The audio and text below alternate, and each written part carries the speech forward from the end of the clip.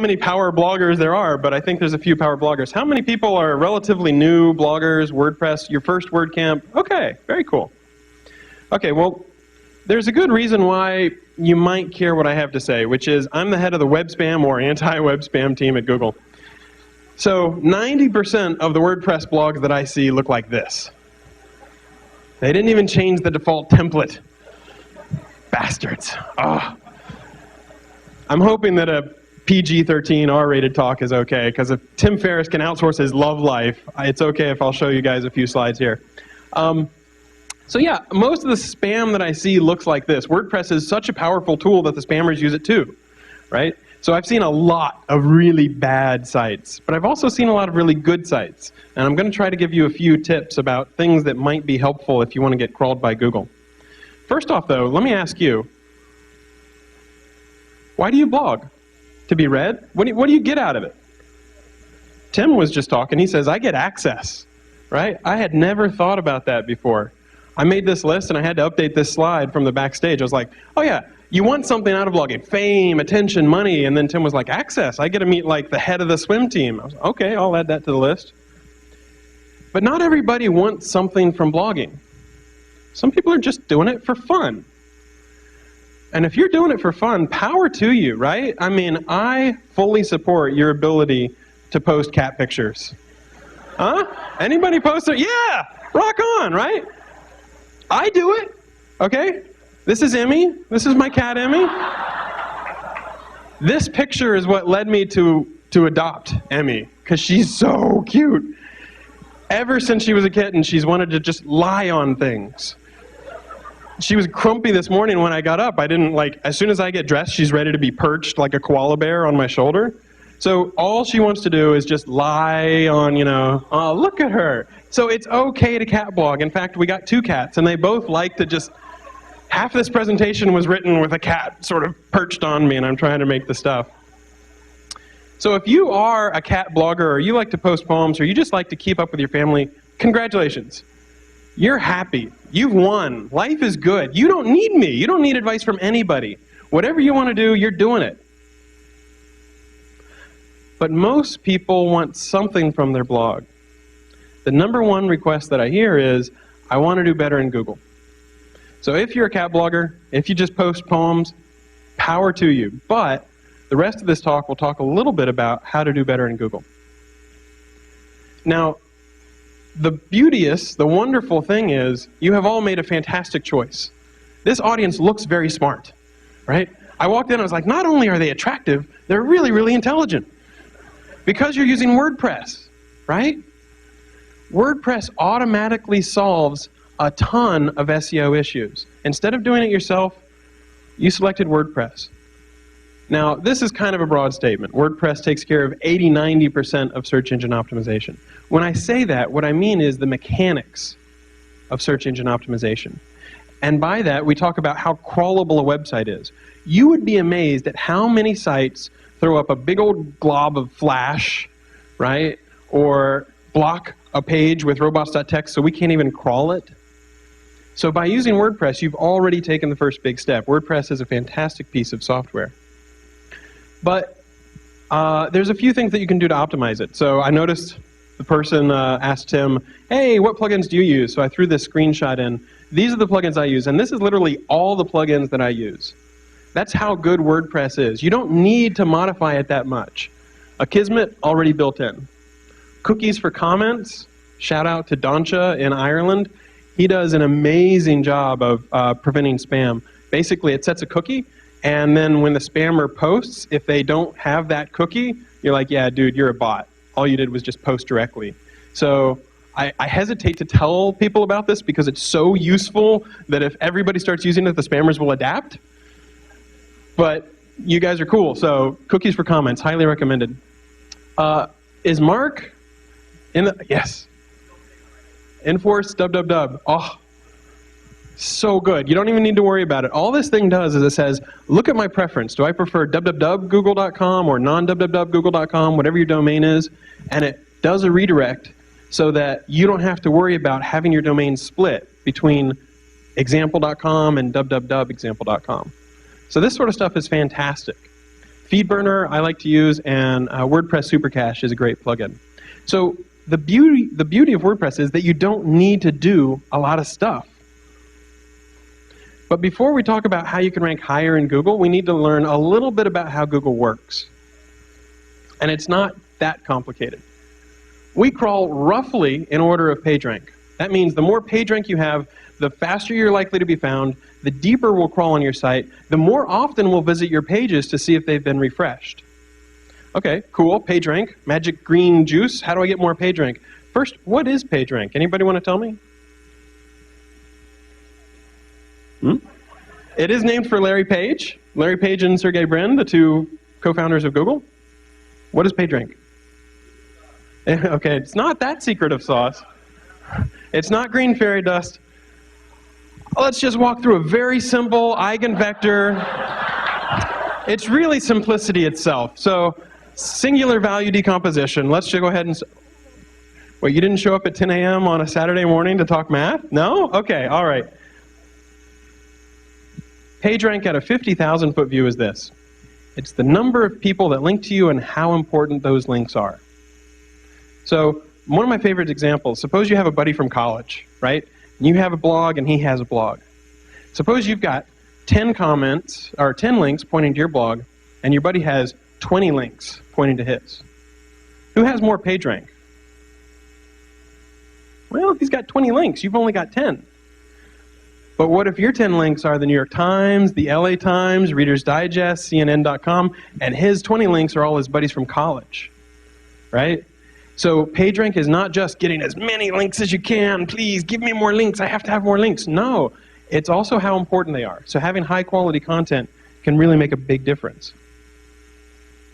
I promise I won't get more technical than this. It looks a little complicated, I'll walk through it very quickly, but it's not as bad as it looks. Look at this page right here. These are links coming into one page. PageRank is at a page level, page, and these are outlinks. So imagine this is your blog.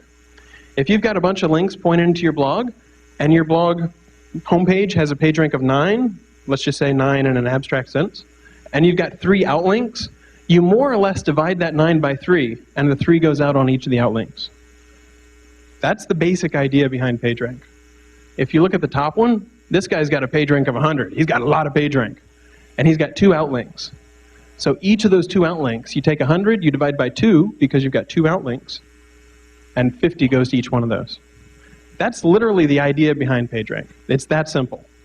Now, in practice, if it really worked this way and you had a loop, PageRank would just keep cycling around forever and ever and ever, and mathematically speaking, the world would blow up. You don't want the world to blow up. So there's a little bit of an additional thing, which is that PageRank kind of evaporates. A little bit of it decays every time it goes across a link. But that's literally the idea behind PageRank. It's the number of links you get pointing to you and how important those links are.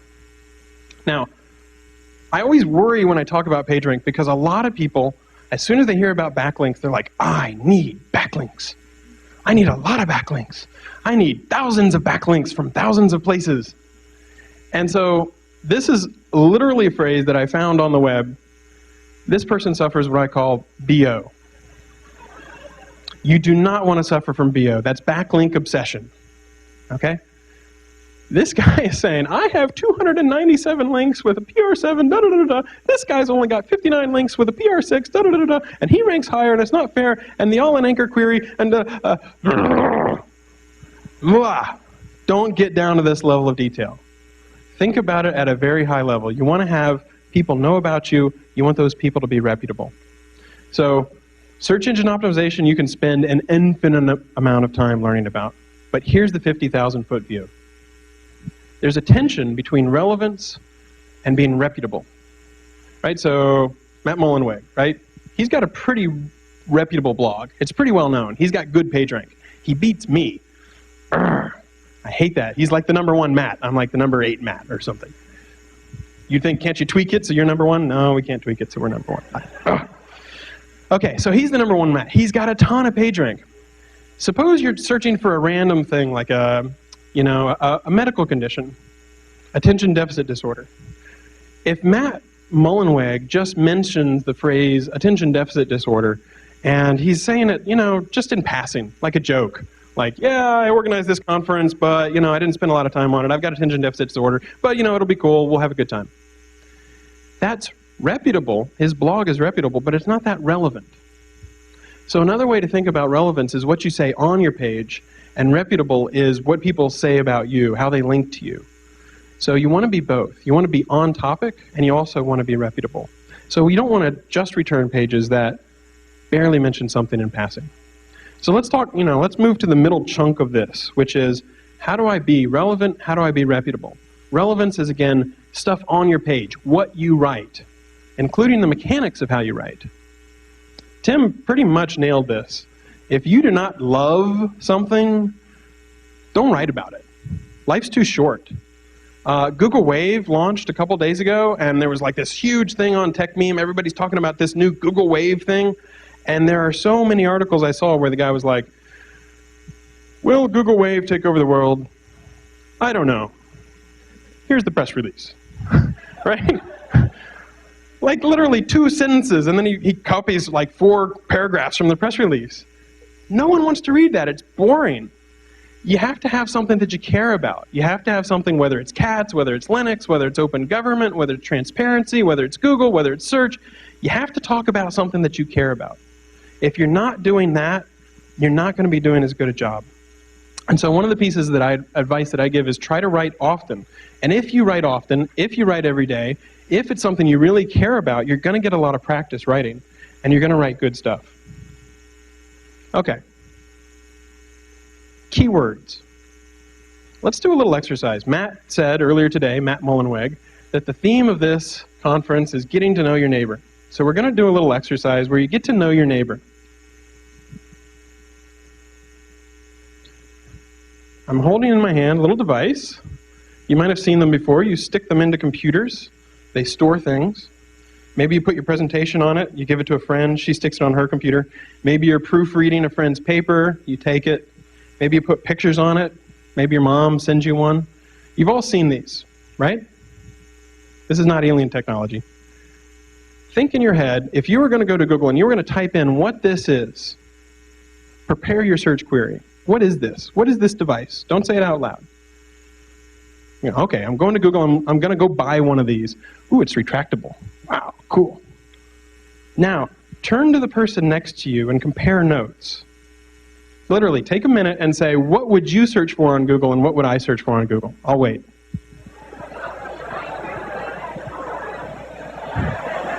There's some people on the edge who are like, I didn't see it. I didn't see it. Okay, okay. Cool, cool. Now you've gotten to know your neighbor a little bit. So let's hear, what did you type into Google to find this? Flash drive? USB drive? Thumb drive? What else? What have I not said? Retractable, right? So you think, oh yeah, this is a USB drive. Your neighbor thinks, no, no, no, this is a thumb drive. And the person on your right thinks, no, no, it's a flash drive. And somebody might not even use the word drive, right? So the takeaway is, if you were a blogger, think about all the different ways that someone can describe something. Think about all the different ways that you can naturally fit that into your post. Now, I'm not talking about saying, would you like to buy a thumb drive? If thumb drives are you, then you would like to get a thumb drive which is really good. Right, we'll see an example of that later on in the talk. Instead, think about ways to naturally put that into your post. Hey, buy a flash drive. I was using this one thumb drive which is really cool. It works via USB. Right? I've used most of my major keywords in a couple sentences and it still sounds natural. You don't have to stuff it. You don't have to be really unnatural. There's another thing which is jargon mismatch, right? A lot of the times if you're in a particular industry, you're thinking about, what are the words people are going to use, and you don't think about what a regular user is going to say. So if, for example, earlier today, or earlier this week, we were doing a site review, and we were giving SEO advice to people who had sites. And this was a site, this is pretty cool. This is the University of California at San Francisco, and they have a site about HIV. Okay? Now, what is this? Oh my God, this is the home page. You land on the home page and you're like, Recommendations for use of antiretroviral drugs in pregnant HIV-infected women for maternal health and interventions to reduce perinatal HIV transmission in the United States. What is that? I don't even know. Okay? Is this a technically good paper? Probably. I have no idea what the hell it's about, right? It's an editor's pick. Someone has selected this paper. It's important for some reason. This one's about swine flu. Is there something I need to know about swine flu and they're not telling me? I don't know how to translate it into regular English, right? Translate it into regular English. For example, I've seen the queries that people type. This is the sort of stuff that people type, right?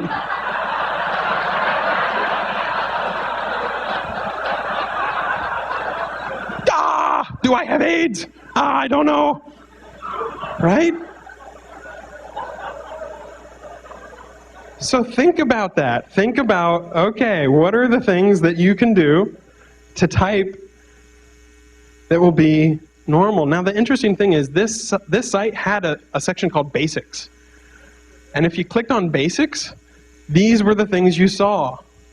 I just tested positive. Now what? That should have been the front page, right? It's obvious to us, but sometimes your own site can be like that. And you're like, oh yeah, I've got great content. Yeah, this is fantastic stuff. But a regular person is like, what the hell are you typing, dude? I don't even understand this. Is it English? I think it's English. So you'd be amazed how much help you can get just from feedback, just from asking your friends or a regular person to sort of look at this and say, okay, cool. Now there's another tool that you can use. And in fact, Tim mentioned it. Thanks for stealing my thunder, dude. Cool. But it's pretty nice. It's called the Google Keyword Tool, AdWords tool. If you search on Google for keyword tool, it's #1. Not because we hard-coded it. We don't do that. It just ranks that way. A lot of people link to it. So I was doing this site review, and there was a site, iCarKits.com, and they sell iPod car conversion kits, which is pretty cool. Their main trophy phrase, if you looked in their title, was iPod car. I went to the Google keyword tool, I typed in iPod car, and I said, show me keywords related to iPod car. Have you guys ever heard of this iTrip thing? It's a transmitter, an FM transmitter, right? So it's more like a $30 thing. It's not the $400 thing that they sell. But their trophy phrase showed up 550,000 times a month. People search for iTrip 246,000 times a month. So here's this keyword right here where people are looking for information about iPods and cars, and you're ignoring them. I did site : iCarKits.com, iTrip. They didn't have the word on a single page on their site anywhere. If you don't have the word on your site, it's very hard for search engines to return that site. Sometimes we can. You can type in automobile and we can return if your page has the word car. We can do that a little bit. But if you don't have the word iTrip anywhere on your site, you're probably not going to rank for the query iTrip. Now it turns out these guys actually had content about the iTrip. They have an iTrip trade-in program. So you send in your $30 iTrip and you get like 10% off on the $100 kit. So in the middle of the site review, the guy edited his page, and by the end of the site review panel, he had iTrip right there on the front page. So he's starting to get more traffic already. So think about the niches, the keywords that you're targeting, and put them on the page. Okay, I don't want to get too technical. Well, how technical do people want to get? Okay, cool. Me, I get a little bored. My eyes are glazed over, but okay. Here's one thing that I recommend. I like to do a custom structure on my URLs, %postname. You know, if your blog has p = 1, 2, 3, you're missing out on an opportunity, which is Google looks at a lot of different things. We look at over 200 things. PageRank is just one of them whenever we rank things. Other things we use, things in the title, things in the URL, even, you know, things that are like really highlighted, like H1 tags and stuff like that. So if your blog has p = 1, 2, 3, you are massively missing out on opportunity to put a few keywords, not keyword stuffing, just a few keywords in your URL. So mattcutts.com/blog/sample post. It works pretty well. If you want to throw in the date, feel free, but make sure that you put the title and the keywords that are in URL in some way. Now here's a power tip. Notice something interesting. I did a post where I completely, for a while at least, dominated the keywords, how to change your default printer in Firefox on Linux. I know, I was #1. It was awesome. That niche was mine. How did I do it? Well, I made a good descriptive title, Changing the Default Printer on Linux in Firefox. Notice that I changed the URL as well. So in the title I've got changing, in the URL I have change, right? Because sometimes users type changing printer and sometimes they type change. Now this is not spam. I'm not throwing in a ton of irrelevant keywords. I'm not even throwing in a lot of keywords. I'm just throwing in 1 or 2 variants that people might type. No one's going to look at this post and say, oh my God, the title is a little different than the URL. Oh my God, he took out ing. Throw him in the clink. That's not the way it works. But just by doing some simple things like having title and URL and viewing them as separate opportunities to put a few keywords in, now you can rank for both changing and change. Relatively simple, but a lot of people don't think about that level of detail. So if you're doing a post, it's worth doing the post and then going to the Google's keyword tool, think about the words you want to rank for, type those words in, make sure those words are in your post. This is a little bit of a in detail, but you can also have your categories be good keywords. Don't just make your categories cool stuff. My categories are like Linux, search, SEO. So if somebody has those categories, they're like, oh, okay, now I don't have to include the word search on every single post. It's in my category. If you're going to put keywords in your URL, like I showed, it's better to do dashes, right? So my dash keywords. Underscores can work, dashes are a little bit better, but no spaces is pretty bad, right? Has anybody seen the site expertsexchange.com, right? Some people like it, some people don't. If Experts Exchange were all one word, you know it can be Experts Exchange, right? You don't want to rank for Experts Exchange, right? And if it's all one word, some people are like, I read it a different way. So put some dashes in there, and then you can have separators. Search engines do look at dashes. They do look at separators like that. Now, if you use underscores or if you don't use spaces up until now, should you go back and change every single thing on your previous posts? Should you rename them and change all those old URLs to add dashes? No! Why? Because of Ferris's law. Don't do things if they're not fun, right? Search engines do a relatively good job at doing separators, but spend your time on making better content. Don't worry as much about small things like that. It's just something to be aware of going forward in the future. And finally, talking about relevance, we're talking about on-page stuff. Don't overdo it, right? This was a site that put itself up for review earlier this week. Can you guess what it's about? It's about furniture. It's a lot about furniture. In fact, if you notice, this first paragraph is all one sentence. Oh, yeah.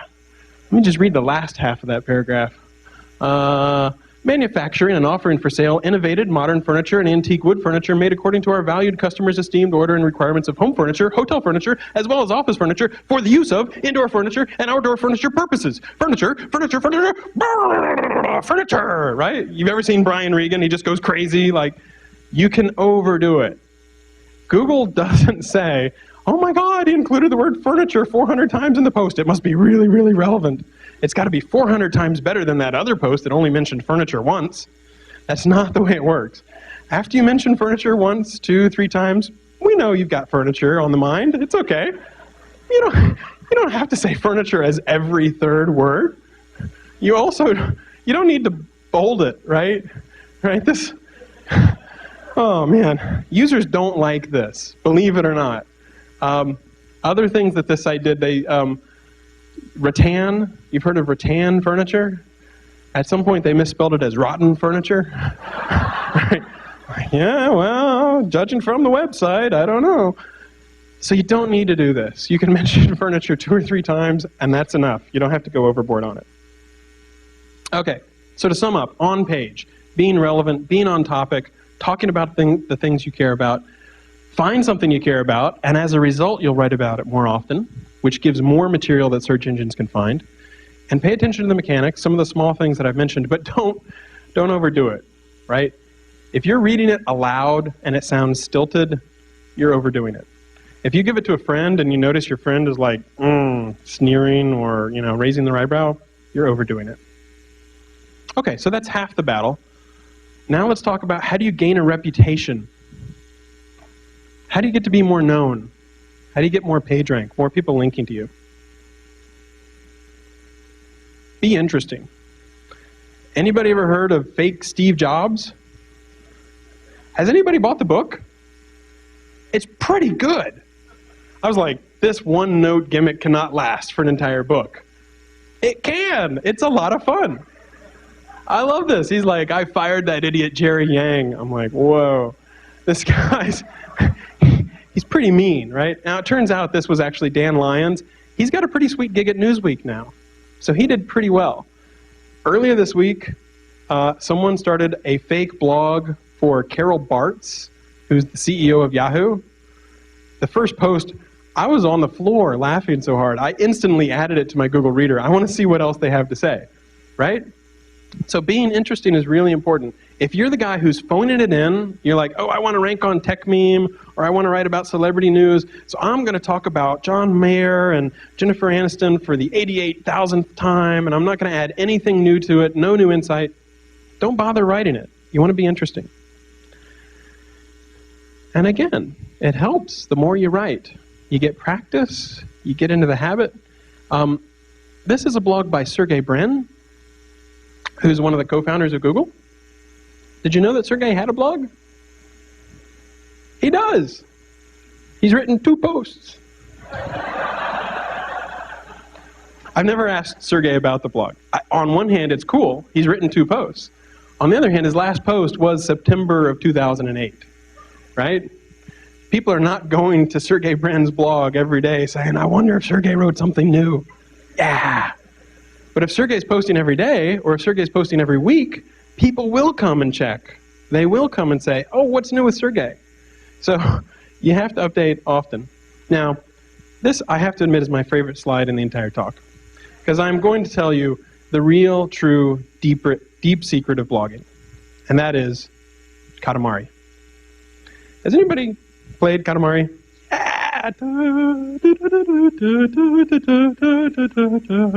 Okay, what is Katamari? It's a Japanese game where you play the prince.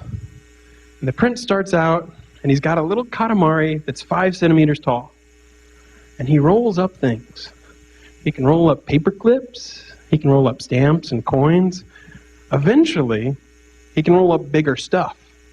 He can roll up gum. He can roll up a wooden block. And when you're done, you have a Katamari hundreds of meters tall, and you can roll up islands and the earth and buildings. And you hear these people scream when you roll up the buildings. Ay-ya! It's awesome. I love Katamari. I think a lot of people play it stoned. I play it perfectly sober. I do. Straight edge. Okay, the Katamari philosophy is this. Start small. Start in a niche where you can do well. And that might be a very small niche. It might be the change the default Firefox printer on Linux niche. But then build up, build up, build up. Don't overreach. When you're the prince and you're rolling up in Katamari, you can't roll up a skyscraper the first thing. You have to get there gradually. If somebody tells you there's a shortcut where you can be the #1 gadget blogger in 3 days, and you can beat Engadget and Gizmodo, laugh in their face and send them packing. Because it doesn't work that way. But one thing you learn in Katamari is you're always reaching. You're always trying to roll up bigger and bigger things. So if you want to be the world's best gadget blogger, start out with a smaller niche. Start out with a niche like, okay, I am going to write about a particular type of phone. You know, Google Android or Crackberry or the Palm Pre. And then you can imagine embiggening, to quote The Simpsons, embiggening that niche, right? You're writing about more and more important things in bigger niches. And eventually, over time, people get to know you, and you're writing about important things, and people are sending you links, and they're sending you things to review, and life is good. The Katamari philosophy works very, very well. Okay. What else about gaining reputation? Oh yeah, this is the only slide where I have like cool dissolves and stuff. There are so many other ways you can get links. You can provide a useful service. There's a law professor. His name is Eric Goldman, and he's a blogger. You guys heard of the bloggers? They're law bloggers, right? Yeah, law bloggers. I like it. He writes posts about how people have AdWords trademark policy, and not everybody cares about that. But he's got his niche, and it's really, really useful, really, really insightful, because he's a law professor. He knows things that regular people do not know. So you can provide a really useful service, things like a newsletter. Original research or reporting is huge. There's a guy who writes about search. His name is Danny Sullivan. He's very respected because he's written about search for 10 years. And one thing he did is he just looked at what is the spam level on Gmail, Yahoo, and Hotmail. And for a month, he tracked all of the spam that he got, which would be the most annoying thing in the world to do. Right? There's another 400 spams, day 2, here's another 800 spams. But he tracked it. And at the end, at 30 days, he was able to say which service had less spam. It was Gmail. Woo, yay! But that was great original research. Anybody could have done it. Anybody could have counted their spam folder and done that analysis. Have people heard of Louis Gray? Yeah, he's a great blogger. One of the ways that he got to be known is he looked at his referrers. And referrers are your search engine logs. This is like, web logs, where people are coming from, where they're visiting from. And he just noticed some strange user agents, like ReadBurner or stuff like this. And then he was like, what the heck is ReadBurner? And then he did a blog post about it, and like 2 days later, the people were like, yeah, we're making a totally new service, and you found us out. And he did that like 3 times in a row. So just by looking at the bots that were visiting his site, he was able to do some really cool stuff. And from there, he just hustled his butt off, which I respect a lot. Lifehacker? Anybody read Lifehacker? I like to call Lifehacker productivity porn, right? Because you spend more time learning how to be productive than the actual productivity that you get. But you read about productivity all the time. It's so cool, like Merlin Mann, these guys. No, the fact is Lifehacker saves you a ton of time because they have these really high-quality tutorials and guides. Creative niche. Man, if you have one good idea, that can carry you so far. Lolcats? Anyone? Yeah? Rock on! I've made lolcats. F my life. One sentence. You should seriously search for all of these on Google and add them to your Google Reader. It's like the best way to burn time in the entire world. F my life is just all these people who they have sex and then their grandmother walks in and stuff. And one sentence is just like they write one creative sentence. It's really, really fantastic. Some people can draw. Penny Arcade, they can draw. XKCD, the guy can't really draw. But he's really funny. And he knows a lot of science and technical stuff. He found his creative niche. Open source can be a fantastic way to get links and reputation. Write a good project, people will use it. Case in point, WordPress, right? Tons of people use it. WordPress doesn't need any PageRank. It has amazing amounts of PageRank.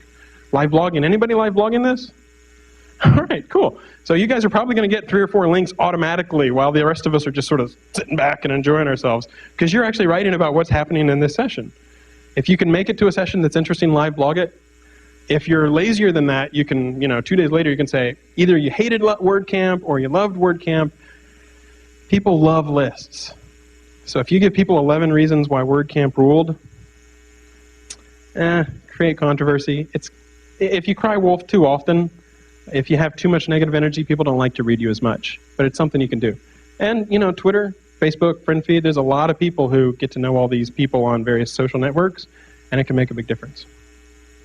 So I had the pleasure of speaking at WordCamp 2007, and one of my funnier favorite lines was, should you do a podcast? Everybody who's doing a podcast is probably downstairs listening to the other session. But the litmus test I said was, should you do a podcast or should you do a video? Well, put your picture up on Hot or Not, and if you're a 6 or higher, then you should do a video. If you're a 5 or below, you should do a podcast, right? I already said this is a very attractive audience. So you guys should all do video. Now, the fact is, these days, a flip is a couple $100, right? And you can make a video in 2 minutes, and it can be any kind of creative you want. podcasts are fantastic. I would really recommend making videos these days because it's not that much harder to make a video than it is to make a podcast. And a lot of people just really enjoy watching this sort of stuff. This one got, 15,000 views in like a day, and we literally threw it up, and this was one tweet. I was like, hey, here's a video. We haven't even posted on the blog about this. It's really easy to do video, and it can drive a lot of attention to your site. And in fact, videos tend to rank relatively well on Google. Okay, I'll whiz through this part. I do not want to sell you guys on anything. I use WordPress rather than Blogger, so I'm not going to say Google is the top, always use Google, go for Google. But there are a few tools that you should know about. I'll show screenshots of the first three. Google Website Optimizer. So you've already heard about the idea of A/B testing. If you're really that into power blogging, you might want to try different templates and see if certain ones have better return on investment, if certain ones give you more conversion. And there's something that lets you do A/B testing. You can get a free site search. And here's a tip that very few people know that use AdSense. You can use these two tags to mark out the meat of your blog post. And then AdSense will target the meat of your blog post, and it won't target all the frilly stuff, the boilerplate, the archives, all that kind of stuff. So if you use AdSense, I highly recommend that you add these tags around your post, because your ads will get more targeted, people will click on them more, and you'll probably make more money. Okay, so let me show you a few quick screenshots. I did a post on my blog that a lot of people ended up reading called Free Links, How to Get Free Links, which everybody, would like free links. The trick was, we have something at google.com/webmasters that will show you the 404s on your site and who linked to them. So for example, the link in purple, IE7/promo page with a parenthesis, you see right here? Jeremy Zawadny, who was a blogger at Yahoo and now he's at Craigslist, linked to my blog, and the link was broken. Jeremy's got a lot of page rank. It might be worth dropping Jeremy an email and saying, hey, you want to take that parenthesis off? And now you've got a free link from Jeremy Zawadny because he'd already linked to you. He just linked to a 404. So this is a completely free service. You can use it and find out about all kinds of people who are linking to sites or pages on your site that don't really exist. One more quick thing about google.com/webmasters. We'll give you all kinds of crawl stats. So for example, this is how much time Google spent downloading pages on your site. You can see it took a huge drop down. That's because I changed my theme, and it does better CSS handling. So you can see the amount of changes, the amount of pages being downloaded. All this stuff is free. It can be pretty handy and help you diagnose issues. And Google also lets you set whether you want to have www.mattcutts.com or mattcutts.com, which is kind of handy. Here's a quick tip. Anybody use Google Analytics? Oh, I love you guys. Okay. Here's something you might not know about Google Analytics. You can click in settings and top landing pages, and this will tell you which blog posts get the most visitors. This one about hacking your iPhone, anybody want to guess when I wrote that? 2007. I wrote this blog post in 2007, and it's the number 6 page on my site. What does that tell me? Maybe I should go back and update that post, because everything in it is probably wrong. Or maybe I should write a new post. Here's another one. One of my top 10 posts is 3 solid Gmail productivity tips. It was a total throwaway. I was like, oh, people don't know this, so I'll throw it up. They love it. Maybe I should write 5 more Gmail productivity tips, right? So when you're sitting at a blank screen and you're thinking, I really should blog something today. I haven't blogged in 2 weeks. You can get some good ideas about what to blog just from looking at where people are already going on your page. What about bounces? Yes. So bounces tell you how often people land on your page and then leave, right? If people come from Dig, they come on your page and then they leave. So if you try to reduce the amount of bounces, that can mean more people on your site, which can mean more ads, it can mean more revenue, it can mean more clicks, all that sort of stuff. A very simple trick, which I haven't done on my newest template, is show related posts, right? Someone has just finished reading your blog. It was a great article. They have a warm, happy feeling towards you. What do now? They leave. Why? Because you didn't give them anything else to do. Show them related blog posts to this one blog post, and they liked it enough to read down to the bottom, they might click and read some more. So that's the simplest way in the world to reduce the number of bounces, which leads to more people on your site for longer periods of time.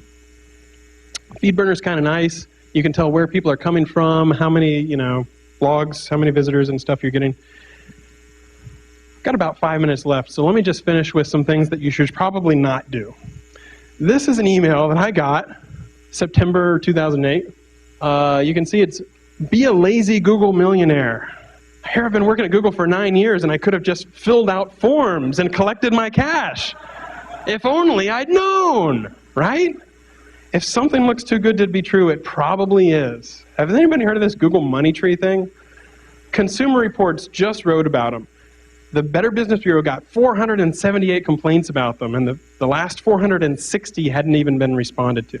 So learn how to make $107,000, $389 in 6 months, filling out forms and doing searches on Google and Yahoo. I call bullshit.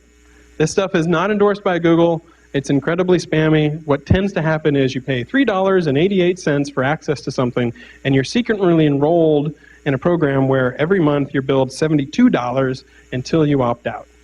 That's what's usually going on with these money tree systems. So you see the things, people are like, oh, make tons of money, you can't help but make money, you're too stupid to tie your shoes and you'll make $107,000. People still fall for it, just because it has Google in it or it has Google on a potted plant. Oh, well, it's got to be from Google. No, it's not from Google. Don't do this sort of stuff. One thing I love about WordPress is Matt and Automatic in the terms of service for WordPress.com specifically say don't spam, right? Don't do things like paid posts. It pisses off your users. It tends to get caught pretty quickly. And right there in the terms of service, don't do things, third-party sites that would boost the search engine rankings, that sort of stuff. Enough said. The one plea that I would make, the one ask that I would have is please keep your WordPress updated. And we've just barely got enough time to show an example of that. The American Nazi Party. Is anyone in here pro-Nazi? Any big fans of the Nazis in here? I didn't think so. I tend not to be a big Nazi fan myself. So I thought it was really funny. This is hilarious, by the way. Evidently for Nazis, putting a bunch of 8s in your comments is like way cool. You're like, oh, you're a much better Nazi than me. You have 8s in your comments, right? But I thought it was hilarious because if you go down to the bottom of the Nazi Party archive, oh no, Meridia, Hoodia, Cheap Cialis, Fremont, Cialis for women. I didn't even know they had Cialis for women. Oh man. And so you have this dilemma. Who do you hate more, the Nazis or the hackers who have hacked the Nazis' website? I don't know. It's an issue. But, it happens, and the best thing you can do to try to avoid it is make sure that you have done good security yourself. So in particular, there's this really cool site called Save the Internet, and they fight for net neutrality and all this sort of stuff. But earlier this week, if you went to blog/wp-content/upload/authors/pletl, you can buy Viagra from this Canadian pharmacy. And it's got to be trustworthy. It's the #1 internet drugstore. It's very simple. WordPress has gotten much, much better about security. There's automatic updates. All you have to do is take advantage of them. And if you're a superpower user and everything you've heard up until now has been completely boring, you're like, oh, ha, ha, ha, I know that. Here's one power tip. Add an htaccess to your WP admin. What this says is, and these are fake IP addresses. Last time people were like, dude, you included your home IP address. I'm like, my address is not 123.45.67.89. It's okay, I'm not revealing my home address. But what this says is only these 2 IP addresses are allowed to reach your WP admin. So when the hackers come in and they're trying to use some brand new zero-day exploit, they can't get to your blog to hack it. If you search for like protect WP admin or htaccess, and I'll put this up on my blog as well, so you don't have to like frantically write it down. It's a fantastic thing to just say, yeah, you know what, only I can get to my blog.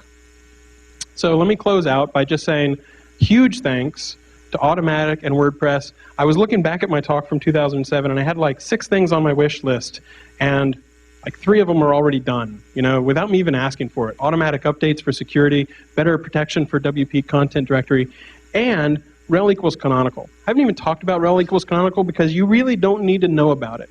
It's a standard that lets you say, given 2 web pages, here's the web page that should be the preferred one in Google. And the folks at Automatic have basically built this in. It's already live on WordPress.com. As I understand, in the core of 2.8, it's coming as well. So you don't have to know anything about it. All you need to know is that you'll do better in search engines because you won't be dividing your page rank between multiple pages. So the Automatic folks and WordPress folks have been fantastic about being receptive. That's it. I'll be around throughout the rest of the day. If anybody has questions, thank you.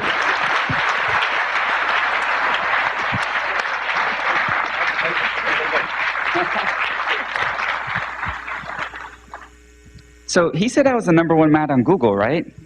I searched. I am right now the #3 mat on Google. I know. There is a dancing fellow. You know this guy? He does this thing. He's kicking my butt. So what you say? Not more links, but high quality links. Well, we have all these high quality bloggers here. If you link to ma.tt with the anchor text mats, maybe I can get back up. But I can't dance. So I'm matching my way. So